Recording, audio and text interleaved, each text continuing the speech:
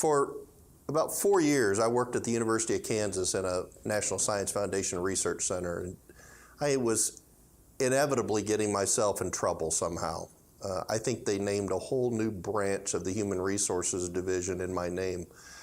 And this poor guy, Terry Proctor, got an opportunity to be my coach.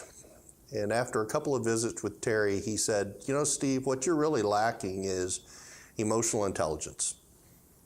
And I thought, my God, he's just called me stupid.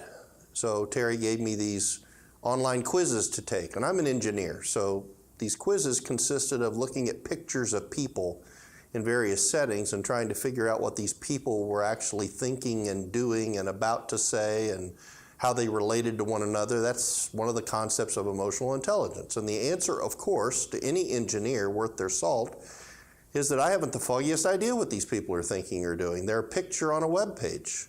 And of course, that means that you fail every emotional intelligence quiz that you're going to get.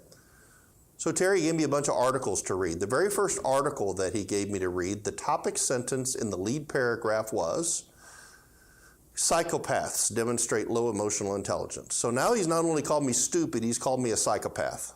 So I walked into Terry's office, I wadded the article up, and I demonstrated my emotional intelligence. Fast forward a couple of years. My son was in trouble, which generally means that a father will consider what role they've had in that. My professional life wasn't going as well as I thought it should. And the root cause, again, I'm an engineer, so the root cause of all of this, when you get right down to it, you try to figure out what were the factors that led to these disappointments professionally and personally. And the common denominator in all of those issues was me. I was broke somehow.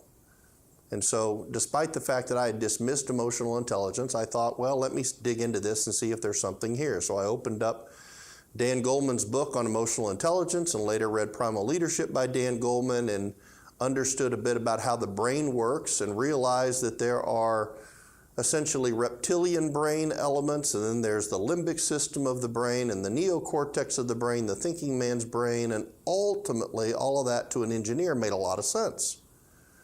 So I simply decided that I wanted to behave like a modern Homo sapien man versus a reptilian human in my interactions with others, and adopted emotional intelligence. It made a dramatic difference in my life. It's made me happier as a professional.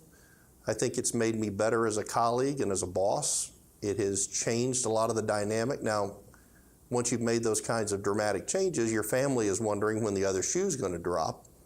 And you do get reminded when you head back to the dark side every now and then. But the fact of the matter is, it's that stuff that I didn't have before that was preventing me from being successful. And so at LGL, emotional intelligence is one of those core elements that we always incorporate into a program.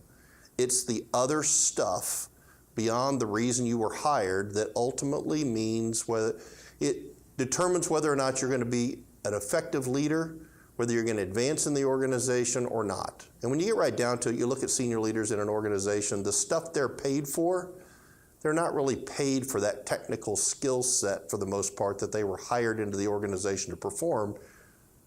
They're really paid for their ability to manage people, to communicate, to manage conflict, to team build, etc.